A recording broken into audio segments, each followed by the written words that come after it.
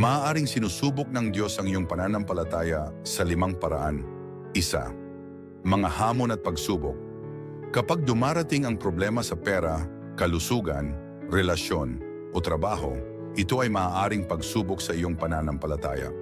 Hindi layunin ng Diyos na sirain ka, kundi palakasin ang iyong tiwala sa Kanyang plano. 2. Panahon ng espiritual na pagkaubos. Minsan mararamdaman mo na malayo ka sa Diyos o parang hindi nasasagot ang iyong mga dasal. Ang ganitong pakiramdam ay sinusubok kung magpapatuloy ka bang hanapin siya kahit tila nakatago siya. 3. Moral na dilemmas.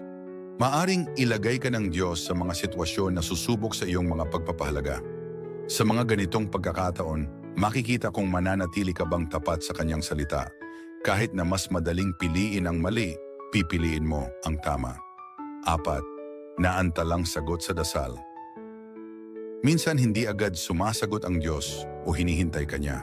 Hindi ito kapabayaan, kundi pagsubok sa iyong pasensya at pagtitiwala sa Kanyang tamang timing.